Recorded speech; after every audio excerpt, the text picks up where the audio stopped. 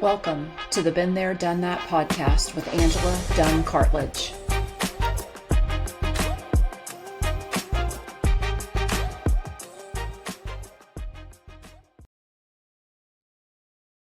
Hey there, it's Angela from Been There, Done That. If you're navigating the wild, unpredictable world of grief, I want to invite you to something special. It's called Messy Mornings, and it's our free weekly newsletter filled with real talk, gentle reminders, and support that actually meets you where you are. Each week, I'll send you stories, reflections, healing prompts straight to your inbox. No fluff, no pressure, just the space to release, feel, and heal. You don't have to do this alone. Head over to dunnthatpodcast.com and sign up for Messy Mornings. It's totally free and it's made with you in mind. I've been there, and let's walk through this together. Hi, everybody. You're listening to the Been There, Done That podcast, and I'm your host, Angela Dunn-Cartledge. I am here with my new friend, Kent Maxson, and we are going to talk grief and resilience today. Kent, thank you so much for being here. I appreciate you letting me show up. I'm really excited to hear some of your stories and to hopefully relate those to our audience. And I'd love for you to take a few minutes to tell the world who you are and what brought you to the show. Well, there's really not a whole lot to me. I grew up in Texas. Those roots are I think they stick with you. I got a degree in music at Texas Tech. Started writing songs when I was like 5 years old and never stopped. And I moved to Nashville. I've been here twice from 1983 to 1992. And then I moved back in 2014 till now.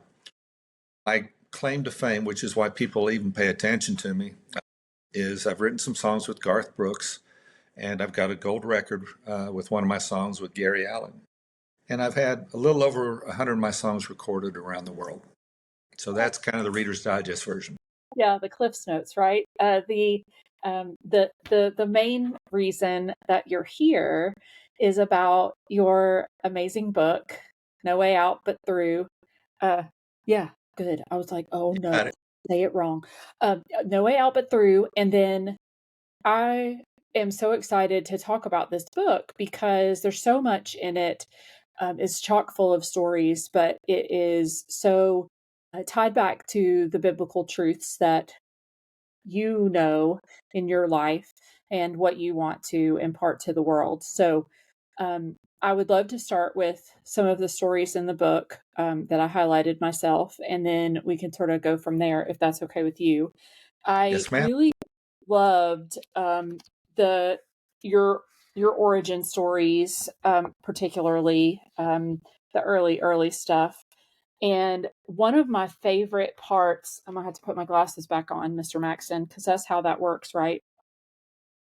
But let me get to my first thing here. The stressful things that happened to you in 2013. You even told me that there's 5 most important stressful things that can happen to somebody that really, in my opinion, cause grief, because any adjustment is a grief situation. But talk us through 2013 and how that really shaped you and your faith journey. Well, that's the very first story in the book, and to be honest, that's the whole reason. Those events is what really led to the entire book. So they say, and I'm going to try to remember everything. So they say that the 5 most stressful things that a person can go through in their life is 1, the death of a loved one; 2, a divorce; 3, the loss of a job. See if I can remember them all. No, 4, I know one of them is selling a house. yes, and then medical. And the last one is the medical crisis. So in February of that year, I was rushed to the hospital, and I was having chest pains. And I came in, they strapped some things on me. Next thing I know, they're wheeling me off to the emergency room. And when I came to, I can say this, whenever I went under, I remember just saying, you don't have Dear Heavenly Father thing, or, hallelujah. You just said, God, I want to see the world again. And that's kind of what I did. So when I came out, they told me that I had two things. One was AFib, and then the other one was pericarditis. So over the next 6 months, I went in I know I went to the emergency room another 3 or 4 times, and then I had all these different tests. It ended up being like 7 or 8 times that I was in some kind of facility trying to fix me. So I had the first of my heart ablation surgeries at the beginning of August.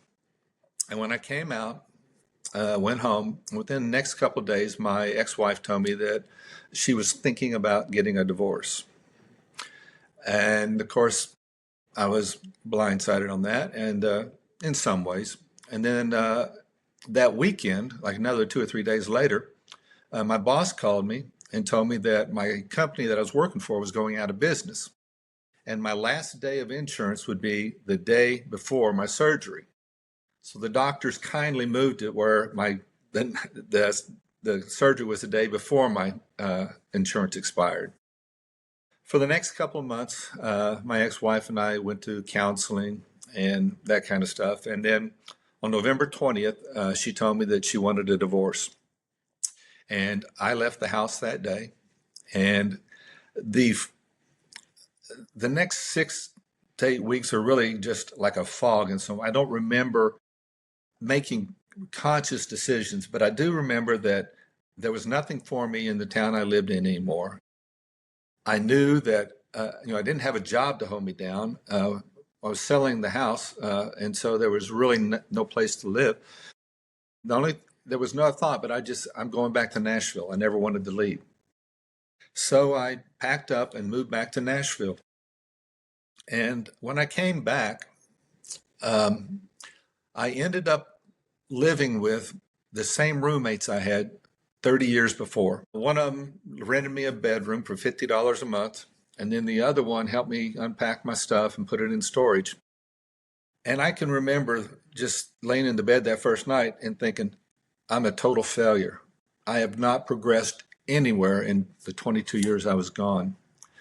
And so when I was in bed, which I very rarely could sleep, I remember laying there and not being able to sleep and finally getting up, but I would say my prayers and reach my hands up to the ceiling, and I felt like my prayers never left that room. They stopped at the ceiling. There was never an answer for me.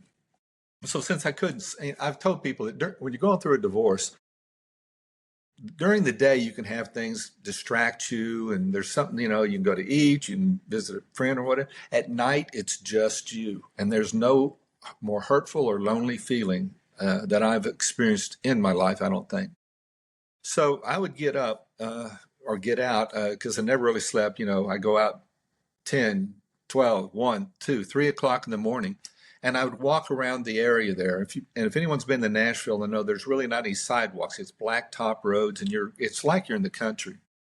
So I would wander around the area, and I usually ended up at the local high school, which had a track, and I would either walk or run, or both, until I couldn't walk anymore and just collapsed. And then I'd get up and start wandering back towards the house. And when I was walking around like that, you hear, there's nothing to distract you, so you hear all these sounds like critters running through the leaves. It was winter, so there was a lot of dried up twigs. You'll hear streetlights humming, and you'll hear crickets in the distance. Little by little over the next year, I started to heal. Started writing again, meeting people. And when publishers found out that I was back in town, they started setting me up with young kids to teach them the art of songwriting. So I'm working with these young kids. And one day, this young lady, very talented young lady, we were writing, and she had written a song, and she had just pitched it to a major artist. And I said, well, what did you hear? And she said, crickets. I'd never heard that saying before. And so she explained it to me about the absence of a response. And right then and there, I knew my next song, because that is what I experienced with God. And I say this because how that worked for me is in the Bible. They talk about the prophet, who was in the cave, and he came out, and God wasn't in the thunder, he wasn't in the wind, he wasn't in this and that, he was that still small voice. And so when I heard those crickets walking home, I thought it was God ignoring me, but in hindsight, it was him talking to me.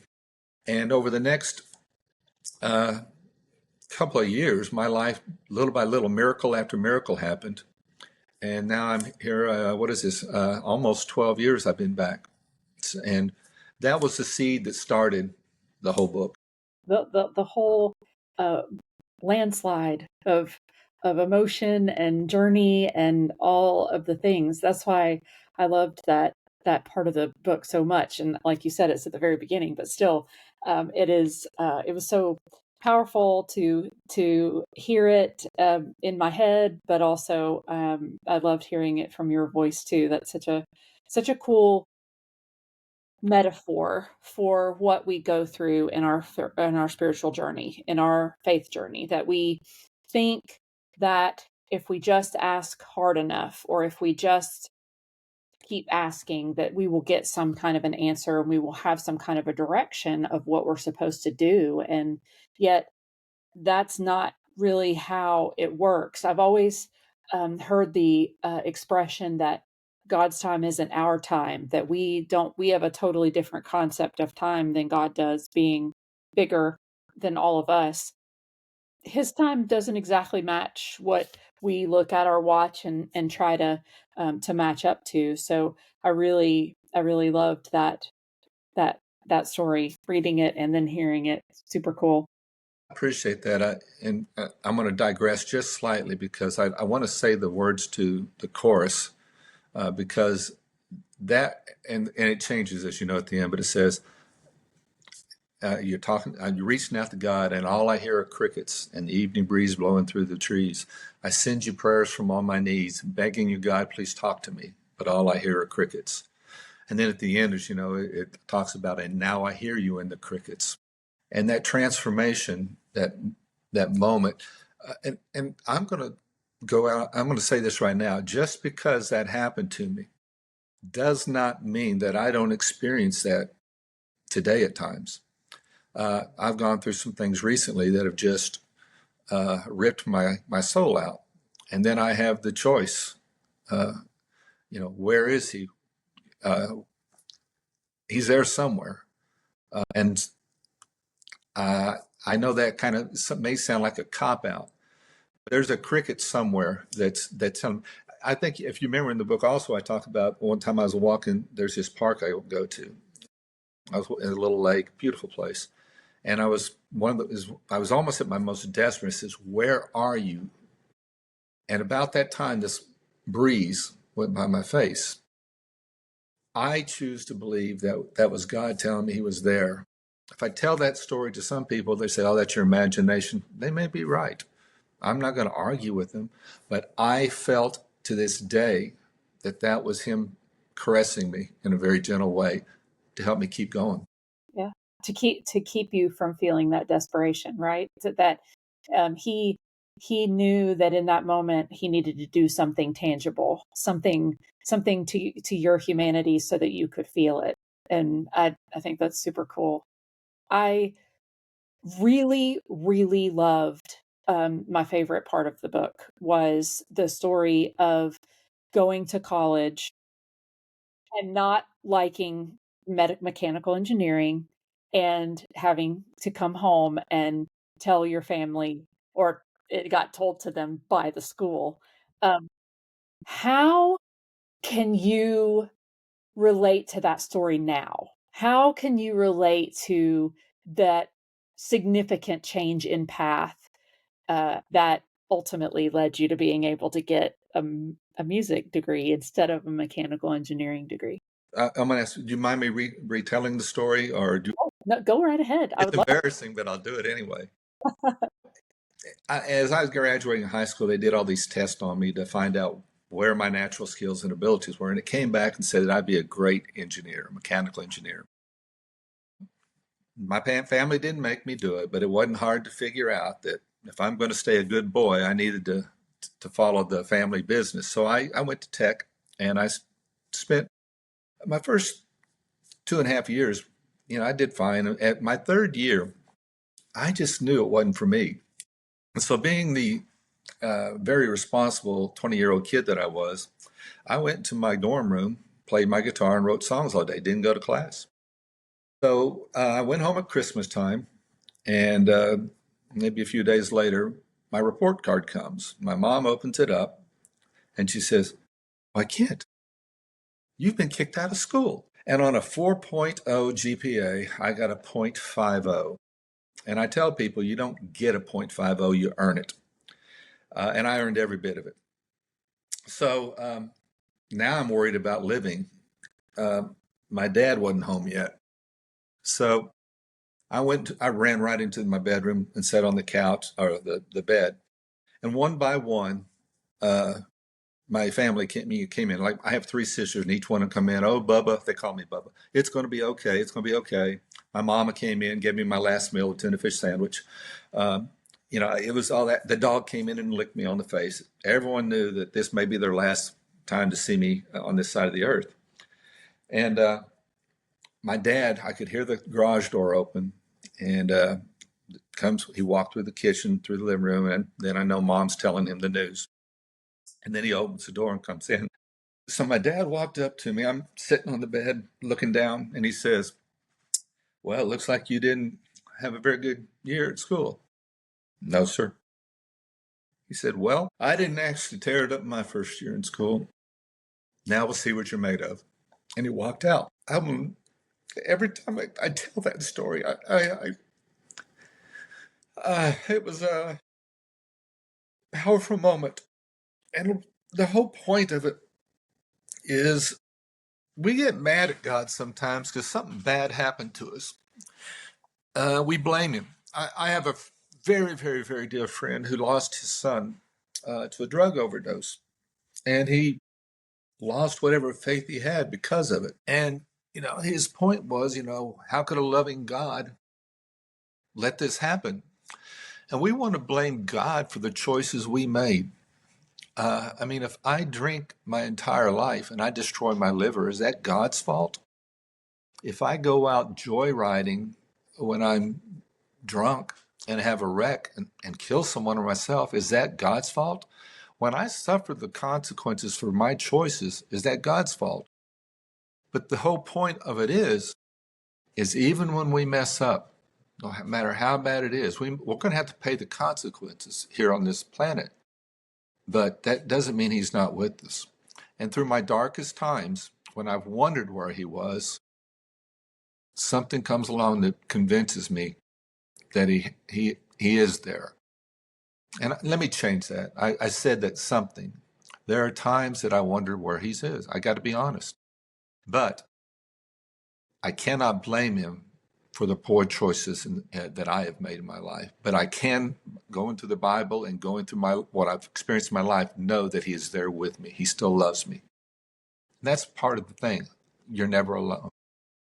Even though you feel, as a human, you feel alone. And I feel like that's even false, because we're constantly surrounded by other humans and all kinds of stuff. If we choose to be lonely, that's a different thing. But we're, again, going back to your point about the choices that we make, that's not God's fault when those things happen. He's still there, even in the stupidity. You know, really, he's there even when those moments really hit us in the face, and we think, what did we do there? What was our responsibility in that? And we so badly want to blame something, somebody, and it's very easy to blame God, because um, God's not here to have a conversation with. We have a beautiful relationship with God. That's something else, but it's not he doesn't yell back at you in a conversation, and defend himself. So it is really different, in my opinion, to be able to do that. I think what was so beautiful to me about that story is the grace that you were given by another human. It came through, it was God's grace that came through your dad into you. And that was my favorite part of the whole book. I appreciate that. I do want to make one point on that. it's not that God hasn't or doesn't interfere with and help us through our poor decisions. We can't blame him for our what we have done. Agree. 100%. 100% agree. Um, I really loved also the optics. One of the things that I have always thought was interesting was different people's perspective. Same situation can happen to two different people. They were both there at the same time. The same exact situation happens to both of them, and they come away with a different perspective of what happened. And what I think is so powerful about your story is that at various times in your book, you talk about there being other people being involved. There's other decisions being made in the case of your first marriage. There's the decisions that you made. There's decisions that your dad made. He could have chosen a different path with that conversation, and he chose a graceful one. All these things that happen is all about the interaction that we have along the way. Talk to us about what your thoughts are on perspective, what that gives you as a storyteller and a songwriter. Well, I've been told by a lot of people that I'm a great storyteller, um, and I like the compliment. Hopefully, they're not telling me that I'm telling a story about the truth. Um, but let me digress just slightly to explain something. So when I left Nashville, I went to work for a large audio company, and I was in charge of training for people. And I've been in front of groups, thousands of people, and I learned. People learn better, kind of like Jesus. He taught through parables, and so that's one of the reasons the stories are in there. And so your question on perspective. Uh, the analogy I give, and I think other people have heard this, there was a car wreck, and the driver of one car told the policeman what they experienced. The driver of the other car told his point of view. And then there was a guy watching from over here, and he told his point of view. And perspective is really something that we need to keep in mind when we look at what's going on in this world. God, why did you do this? Did he do it, or did it happen? And we don't see it from his perspective. My dad, when I was a kid, I needed someone with perspective. I probably need him today, to be truthful. But when went and did some just stupid things, I didn't know it at the time, or I did, and I did it anyway. And my dad had a better perspective on that. So um, I think we want to be in control of every aspect of our life. And that's one of the things I think that's hard about faith, because we're in this society of you take control. We want to be in control, which is why we took the bite of the apple. We wanted to be a God. We wanted to be in control. And to surrender, it takes another level of faith sometimes than what I can actually muster up in myself. So the perspective really is am I going to see everything from my eyes, or am I going to try to see it from God's? Most of the time I probably can't. So will I acquiesce to this is a better perspective, and there's a reason why this good or this bad thing happened, and I just have to trust in God's perspective. I love it. The trust, the piece that I feel like comes the hardest in faith is that constant, that little micro surrendering. We do it a little bit at a time, multiple hundreds of times a day. It's one of those beautiful, beautiful things that we do. If I'm transparent at this moment, I'm going through some things right now, and to trust is not the easiest thing. And I like to, you read the book, and some people think I'm this pillar of faith, and I'm not. I struggle. I'm going through some things right now. However, there's really nothing else that makes sense. There's nothing else that will get me through it. I have to believe that there's a reason, a purpose, and there's something more than what I'm going through right now. And I cling to that thread of faith. And sometimes it is a thread. Yeah. I mean, it's that those posters that they used to be out a while ago that was the kitty cat that's hanging at the end of the rope with all the claws, and you're hanging on as best you can. Sometimes it is a thread. Sometimes you can get your whole fist around the rope, but most of the time in the darkest times is when you have those moments where it's just a thread. I completely relate to that. Completely.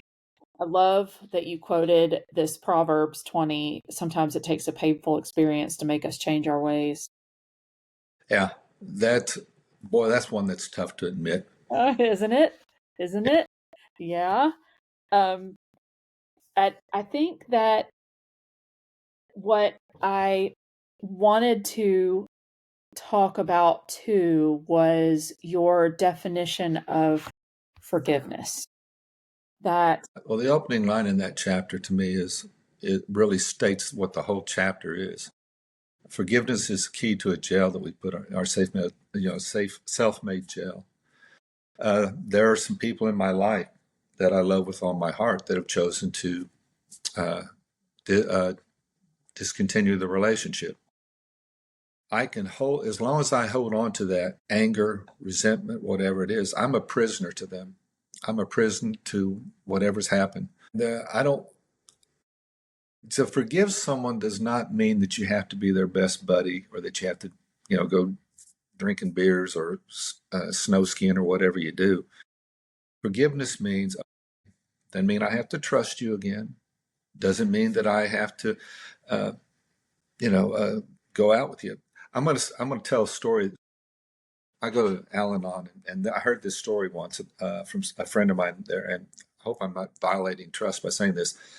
Uh, there's this guy on a park bench, and while he's there, this bird poops on him, and he gets all mad. What'd you poop on me for? And someone comes up and says, "Why are you mad at the bird?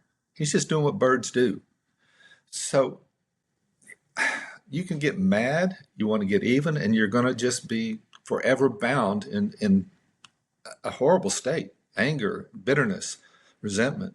Or you can let it go, say that's just what they do. I can still love them, don't have to hang out with them. But I don't want to be tied to that person anymore. I just want to go on and find the joy in life. instead of reliving the situation or trying to fix it with on only on your side of the equation, obviously, because you're not in a relationship with the person, but you're just spinning your wheels. It feels so much like sitting on a stationary bicycle expecting to actually get somewhere, and you're sitting and spinning. You're exercising, you're exerting effort, but for what? You're not going to ever those wheels are never going to touch the ground.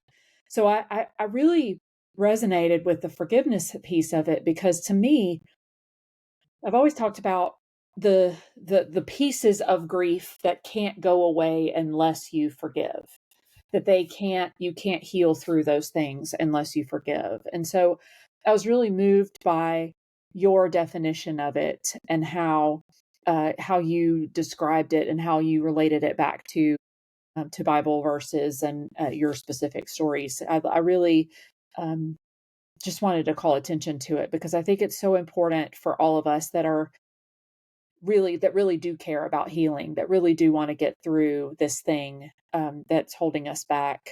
We want to be able to do that right thing. Yeah. Yeah, it's forgiveness is probably one of the hardest things in the world. Uh, you want everything inside of me would want to get even, but then and if you do things just trying to manipulate the forgiveness, oh look what I did for you, it's hollow, and you haven't really built a bridge, and you're leaving the power, uh, your power with them. I did all this and you still can't forgive me. You're hanging on to something. That's not a forgiveness. Then you're wanting something back in return. So you can forgive, and it's hard, and then let it go. Yeah. I've always my bonus mama always says that the key in healing, especially in those moments where you have those perspective shifts and you're trying to figure out where God is in this whole event or season that you're in, is to turn toward God. And by and doing the things that you describe, where you're looking for the small voice, you're looking for the crickets, you're looking for the perspective shifts, you're looking for the opportunities, you're looking for the threads that are still there, even though we may not want to see them and we're in our desperate season. By looking for those moments, other things that we can hang on to, we can feel less desperate and we can reach out for that. What is your, I guess, perspective? I'm just your word on what that feels like to turn toward God. Oh, gee. When I sign a book, someone always put in Mark 9:24, and that is the story of the centurion wanted his son healed, and he said, Jesus said, "Do you believe?" He says, "I believe. Help me with my unbelief." So turning to God is an acknowledging that He's God. The first sin was we wanted to be like God, and the thing that stops us right now from giving, surrendering, is we still want to be in control. We still want to be our own private gods. And so I think the original question was, how does this get into forgiveness? Am I correct? Yeah, I mean, just what's your perspective on turning toward God? What's that thought? What does that look like for Kent Maxson? It's a daily, minute by minute, second by second, crucifying my will. I still want to hang on to that I'm in control. I still want to do things my way. And when things don't go my way, one of my default emotions would be anger. I get, and I have to work very, very, very, very hard to surrender. It's not easy. Part of our makeup sometimes is just we want to be able to control our destiny, and the only thing we can control really is the actions that we choose. Response to life, right? Our opportunity is there as a result of what we do with it. We can't make life do things, or we would have by now. We would have mastered that as humans, and we would have been in a different situation, humanity wise, but that's not where we are. So, Yeah, there's so many things that we write off that we've done, like well, they said something bad to me, or I don't like that person hurt you, so we write it off. Well, that's so many things because we're a sinful race, humanity. We've come to accept little things, as we call them, as no big deal. And to hold yourself to a higher standard is tough. And again, we can't, by our own reason or strength, do it. So it's a very, and I'm not going to sit here and pretend like I know, understand, or do the things that I'm talking about. I'm just saying that I struggle with every aspect of life, and I cling to the hope, just the hope that's to get me through some of the stuff. you have to. That's the thread, right? To me, that's the thread in faith that holds us to our creator, that keeps us um, from thinking we can't do it anymore. And that is it's incredibly important that we feel that connection to each other, but also to him. It's Hebrew, really, I'm sorry. Hebrews 11 verse 1 says, "Faith is the belief in things hoped for, the assurance of things not seen." I'm going to believe in what I hope for. even if that's not what you experience right now, because clearly we are all, and you especially, you've already referenced it, experiencing um, darkness right now during this recording, and we are trying to um, not feel it. That's not what I mean. I almost said not feel it, but it's really more just remember that God is still here. God is still with us. Turn toward, find the crickets, find the small voice, and be able to connect in that way. Yeah. Heard so many very nice compliments from the people who've read the book about how beautifully I put this and my faith and this, that, and the other. And then when I talk to them, they see how messed up I really am. I may understand some things here and there along the way, but I mess up. And I don't want anyone to confuse and think that I'm this pillar of faith. I may be, I'm thankful that God's been able to work through me to share some things that have made some sense to people. But I just cannot stand the thought of anyone thinking that I've got my act together. I don't. That's why I need him. Yeah, that's exactly. None of us do. That's why we need him. So it is. It's a critical differentiation, right? That we want to help others to understand that we can't do it without our faith. Absolutely. No, we can't. Absolutely. Tell us how we can find you. How can we work with you? How can we find your book? How can we find your songs? How can we find Kent Maxson? Well, if you want to hear the biggest hit, it's Gary Allen did. It's called "From Where I'm Sitting." From where I'm sitting, I can see where I stand, based on a true story. But the bulk of my music, you go to Spotify, you go to Apple Music, it'll stream. If you want to actually own it or see the videos, my website, www.kentmaxson.com, and it's Maxson. You'll find the book. You'll find the music. If you go to Amazon, you'll find the book. Actually, it's electronically available in all these places, but if you want a physical copy, which is what I prefer, you can get it at Amazon. Or if you go to my website, they'll direct you to Amazon. So, and I will be doing shows out there. I've been doing a few already, and I enjoy those a lot. I enjoy getting to talk to people, and what I hope is considered a witness. Yeah. Yeah. To be able to share your testimony, right? Your story out into the world and to be Yeah, I'm able. going to give away one of my things that I do. So I walk out and I will tell people, my name is Kent Maxson. I'm a songwriter. I've written some songs with Garth Brooks, and I got to go to record with Gary Allen. And I see people pop up, and then I say, wouldn't it be nice if I came out and said I was a follower of Jesus and everyone would pay attention, but I have to use that other name to get you to listen? And I'm not trying to scold anyone, but that's how we are. Garth graciously gave me a nice quote to use in my book. And hopefully, I'm shamelessly using it to draw people in to at least look at and consider God. To find the real heart of the story, right? Yeah. Yeah, agreed. Thank you for being here. Thank you for telling your story so beautifully, but thank you for the book and the songs, and thank you for not giving up. Well, I appreciate you allowing me to be here. I hope that whoever sees this, it'll make a difference, and I could use their support so I can keep doing it.